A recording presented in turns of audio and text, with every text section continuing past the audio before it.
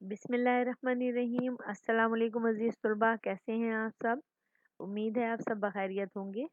अज़ीज़ तलबा, आज के इस सबक में हम दरख्वास्त लिखने का तरीका सीखेंगे। तो आइए अपने सबक का आगाज़ करते हैं।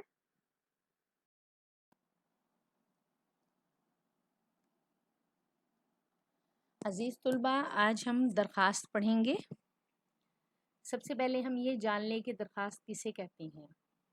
वो तहरीर जो किसी मातहत या आम आदमी की तरफ से किसी अफसर को किसी ख़ास मकसद या ज़रूरत के लिए भेजी जाए, इसे दरख्वास्त या अर्ज़ी कहते हैं।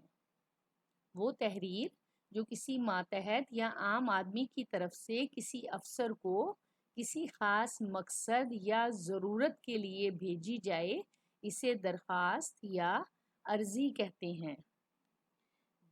अज़ीज़ तलबा, जब आपको स्कूल से रुख़सत लेने की ज़रूरत होती है या आप स्कूल के हेड मास्टर साहब की खिदमत में या हेड मिस्टर साहबा की खिदमत में दरख्वास्त लिखते हैं, रुख़सत की दरख्वास्त लिखते हैं। इसी तरह अपने मातहत और मुलाज़मों और आम लोगों को भी अपनी ज़रूरियात के लिए अपने अफसरों को वक्तन फ़वक्तन दरख्वास्तें लिखना पड़ती हैं। तो इसके लिए ज़रूरी है कि क्यों ना हम दरख्वास्त लिखने का पहले तरीका सीख लें। किसी अफसर को दरख्वास्त लिखनी हो, शुरू में इसका ओहदा और पता सबसे पहली सतर में नहायत मोदबाना तरीके से लिखना चाहिए। मसलन हम लिख रहे हैं बख़्त जनाब हेड मास्टर साहब, फिर हमारे स्कूल का नाम आ जाएगा जिस स्कूल में हम पढ़ते हैं, और उसके साथ फिर शहर का नाम आ जाएगा। इसी तरह ही अगर आपको किसी इदारे को दरख्वास्त लिखनी है तो उसके लिए आप लिखेंगे बख़िदमत जनाब डिप्टी कमिश्नर साहब। बिलफ़र्ज़ हम डिप्टी कमिश्नर को लिख रहे हैं तो उनको मुखातिब करेंगे और उसके साथ उसके शहर का नाम लिखेंगे। जबकि दूसरी सतर के ऐन वस्त में हम जनाब आली लिखा जाता है। जनाब आली या अगर हेड मिस्ट्रेस हैं तो उनके लिए जनाब आलिया लिखा जाता है। दरख्वास्त लिखने के लिए हम क्या करते हैं, सबसे पहले शुरू में अपने अफसर को जिसको दरख्वास्त लिखनी होती है उसका ओहदा और पता सबसे पहली सतर में नहायत मोदबाना तरीके से लिखते हैं। जैसे हमने स्कूल के हेड मिस्ट्रेस या हेड मास्टर साहब के नाम दरख्वास्त लिखनी है तो हम लिखेंगे बाखिदमत जनाब हेड मास्टर साहब। उसके बाद फिर स्कूल का नाम और शहर।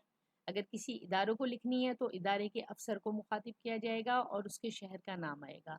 जबकि दूसरी सतर के ऐन वस्त में अगर मेल है, आदमी है, तो उसके लिए जनाब आला, जबकि अगर कोई खातून है तो उनके लिए जनाब आलिया लिखा जाता है।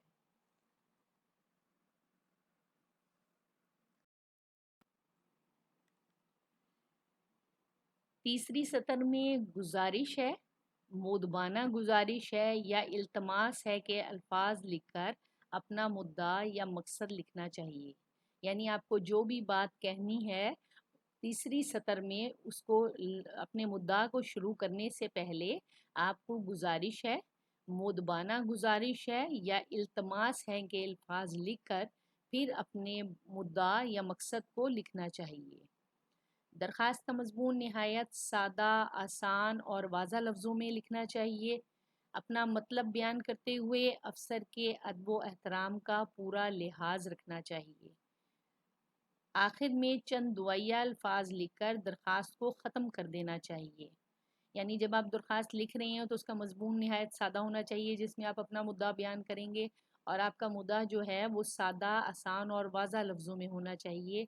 और अपने मतलब को बयान करते हुए आप अफसर के अदब व एहतराम का पूरा लिहाज रखेंगे।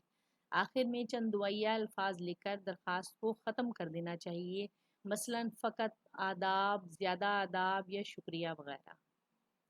सबसे आखिर में एक सतर छोड़कर, यानी जहाँ आपकी शुक्रिया अदा ख़त्म हो जाए वहाँ एक लाइन छोड़कर आप अल आरिज़ या दरख्वास्त गुजार लफ्ज़ लिखकर इसके नीचे अपना नाम और पूरा पता दर्ज कर देना चाहिए।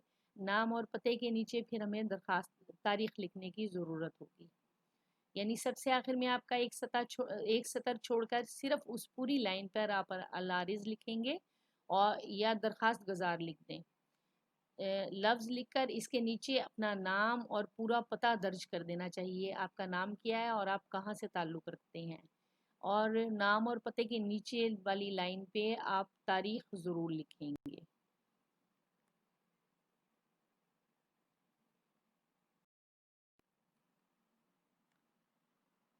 درخواست شروع کرنے سے پہلے ہم درخواست کے خاکے پہ ایک نظر ڈال لیں۔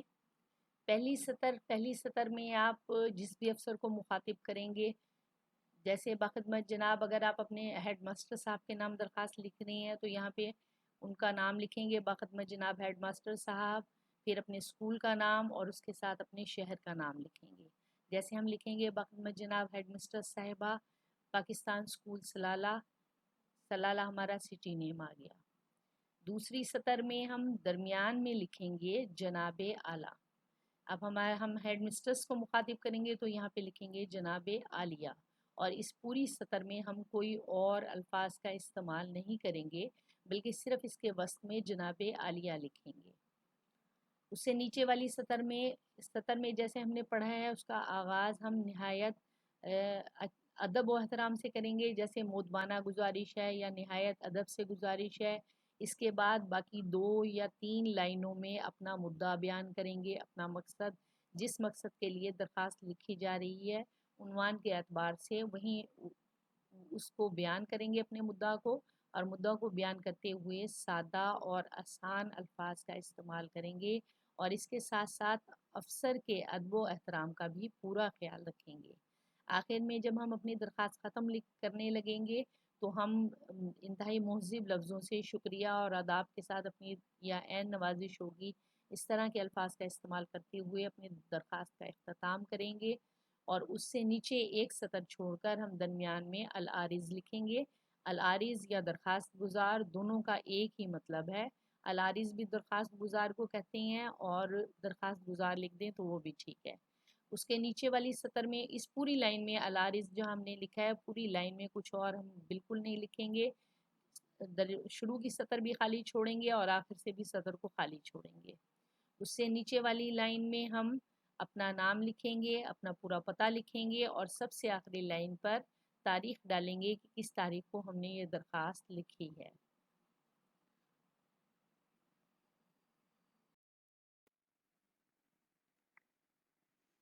عزیز طلبہ، ہم نے درخواست لکھنے کے اصولوں کو سمجھا اور خاکے کی مدد سے درخواست لکھنے کے طریقہ کار کو بھی اچھی طرح سے سمجھ لیا ہے۔ ان تمام اصولوں کو ذہن میں رکھتے ہوئے آئیے اب ہم پوسٹ ماسٹر صاحب کے نام درخواست برائے بدنظمی ڈاک لکھتے ہیں۔ تو آئیے سب سے پہلے اپنی درخواست کا آغاز کرتے ہیں۔ جیسا کہ ہم نے درخواست پوسٹ ماسٹر صاحب کے نام لکھنی ہے تو ہم سب سے پہلے پوسٹ ماسٹر صاحب کو مخاطب کریں گے۔ باخدمت جناب پوسٹ ماسٹر صاحب، سلالہ، عمان۔ جناب اعلیٰ، گزارش ہے کہ ہمارے محلے میں ڈاک کی تقسیم کا انتظام انتہائی ناقص ہے۔ ڈاکیا کئی روز تک آتا ہی نہیں، اور اگر کبھی کبھار آ بھی جائے تو ہمیں ڈاک ٹھیک سے اصل پتے پر نہیں پہنچتی۔ اس طرح ہمارے ضروری خطوط وقت پر نہ ملنے کی وجہ سے نقصان کا موجب بنتے ہیں۔ لہٰذا ہماری آپ سے التماس ہے کہ یا تو ڈاکیے کی سرزش کی جائے یا کوئی نیا ڈاکیا ہمارے محلے کے لیے متعین کیا جائے جو اپنا فرض ٹھیک طور پر سر انجام دے۔ مقرر عرض ہے کہ آپ اس درخواست پر توجہ ڈال کر نوازیں تاکہ ہم لوگ زیادہ نقصان سے بچ سکیں۔ شکریہ۔ العارض، اہل محلہ، کیونکہ درخواست اہل محلہ کی طرف سے لکھی گئی ہے تو نیچے جو حوالہ آئے گا وہ بھی اہل محلہ ہی کا آئے گا۔ علی بیر جیم، اور پھر تاریخ کہ جس تاریخ کو یہ درخواست لکھی گئی ہے۔ عزیز طلبہ، یہ تھی درخواست پوسٹ ماسٹر صاحب کے نام برائے بدنظمی ڈاک، جو ہم نے اپنے سیکھے گئے اصولوں اور طریقہ کار کی مدد سے لکھی۔ امید ہے اب آپ کو درخواست لکھنے کے تمام طریقے اچھی طرح سمجھ آ گئے ہوں گے اور آپ اس کے خاکے سے بھی اچھی طرح واقف ہو گئے ہوں گے۔ اس تمام خاکے کو ذہن میں رکھتے ہوئے آپ بالکل اسی طرح سے یہ درخواست اپنی کاپیوں کے اوپر لکھیں گے۔